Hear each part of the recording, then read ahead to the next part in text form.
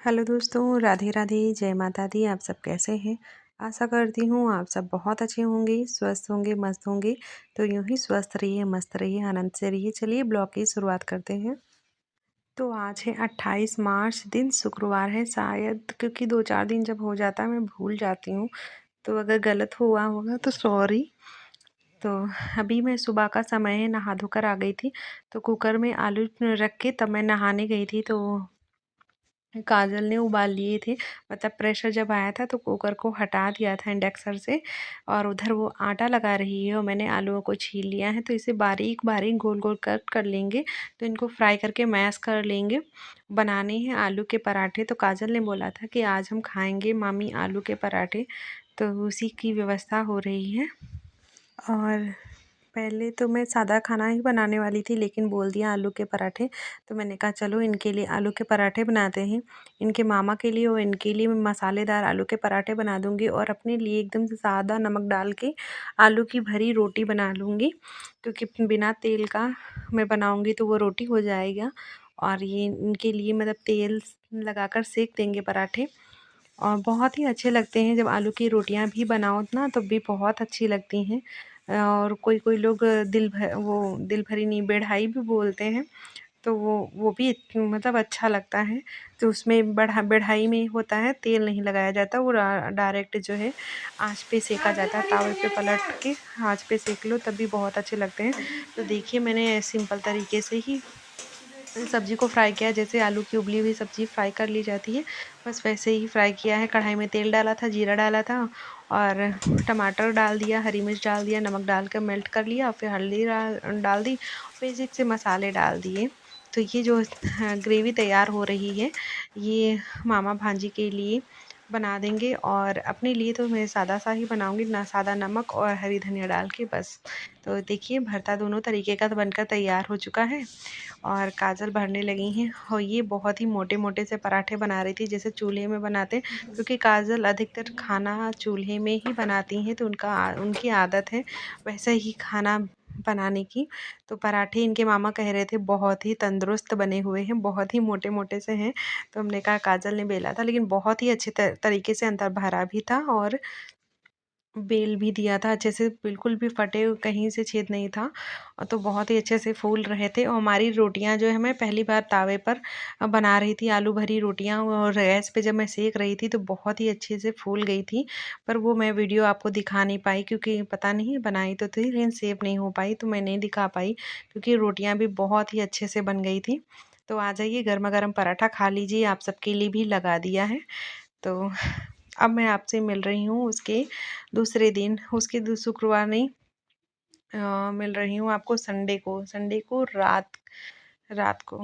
राधे दोस्तों। तो अभी जो है रात का समय है, शाम बोले या रात बोले कुछ समझ नहीं आ रहा है। 7:30 बज गया है।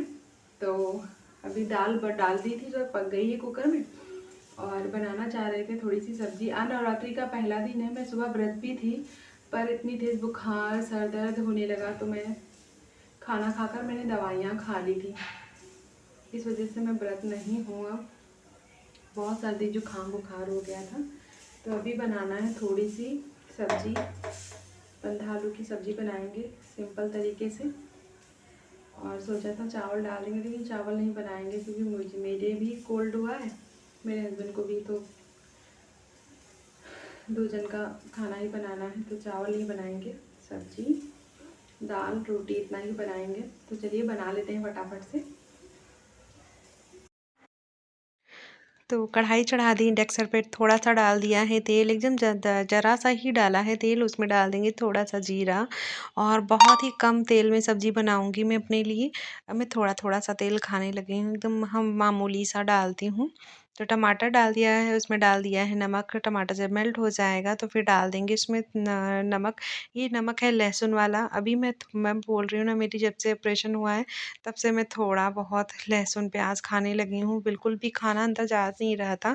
जैसे ही मैं ठीक हो जाऊँगी फिर मैं छोड़ दूँगी, क्योंकि पता है जीवन के आगे कुछ नहीं दिखता है, फिर धर्म कर्म सब ऐसा लग रहा है नहीं हो पा रहा है मुझसे। तो मैं भगवान से सॉरी बोलकर मैं खा लेती हूँ लहसुन प्याज। मैं क्या करूँ, खाना बिल्कुल नहीं जा रहा, वीकनेस ऊपर से हो रही है। अगर मैं ज़िंदा रहूँगी तभी तो अपने लड्डू गोपाल की सेवा कर पाऊँगी, वरना मुझे ऐसा लग रहा था मेरे लड्डू गोपाल की भी सेवा करने की हिम्मत नहीं आ रही है। तो मैं कुछ भी खा लूँगी तभी तो मैं अपने लड्डू गोपाल की सेवा कर पाऊँगी, तो सब्ज़ी में तड़का लगा दिया था और फिर आ गई थी मैं इधर काजल के पास बैठने, तो काजल लेटी हुई थी, वो भी टीवी देख रही थी और थी व्रत आज दिन भर, तो मैं उसका चेहरा देख रही थी कि उसे शायद ज़्यादा वीकनेस लग रही है, तो मैंने उससे कोई काम नहीं कहा था। शाम का सारा काम मैंने ही कर लिया था, खाना, बर्तन, गैस वगैरह सब साफ़ कर लिया था, उससे कुछ भी नहीं बोला था क्योंकि उसने कुछ ज़्यादा खाया नहीं था, आलू फ्राई खाई नहीं थी, चाय पीती नहीं है। मैं बोल रही थी कुछ मँगा दूँ, मूँगफली के दाने वगैरह थे नहीं, पर मैं बोल रही तो कह रही मूँगफली के दाने भी हम नहीं खाते हैं। तो फिर मैंने ध्यान नहीं दिया, 1 दिन पहले मैं गई थी तो फल वगैरह मँगा ली थी, लेकिन मँगाया ही नहीं और गाँव में कुछ मिलता नहीं था। तो फिर मैंने हस्बैंड जी को फ़ोन किया था शाम को कि उसके लिए फल ले आना क्योंकि व्रत है। तो ये हुआ कि पहले कहे ले आएँगे, फिर फ़ोन किया कि हम रात के 11 साढ़े 11 12 बज जाएगा आने में। तब मैंने घर के बच्चों से कहा, लेकिन वो भी लेने नहीं गए थे, तो उसका व्रत आज बहुत ही थोड़ा कष्टदायक हो गया कि उसके मन का कुछ खाने को नहीं मिला। वैसे जो था दही-वही तो वो खा नहीं रही थी। दही चीनी खा लिया था, फिर बोला था तो खा लिया था, लेकिन ज़्यादा नहीं खा पा रही थी। तो फिर उसका व्रत जो है थोड़ा ज़्यादा कठिन हो गया। तो फिर मैंने उससे कुछ काम नहीं बोला था, हमने कहा ठीक है, मैं ही कर लेती हूँ क्योंकि व्रत है माता रानी की, मैंने तो नहीं रख पाई, लेकिन जो है उसी की सेवा कर लेते हैं। ज़्यादा मुझे डर भी लगता है जो व्रत वगैरह होते हैं उनसे काम बोलते हुए, पता नहीं क्यों? तो इधर मैं लड्डू गोपाल को खाना वगैरह खिलाकर आ गई थी और फिर आ गई हूँ किचन में साफ़-सफ़ाई करने के लिए। धीरे-धीरे सारा काम कर लेती हूँ।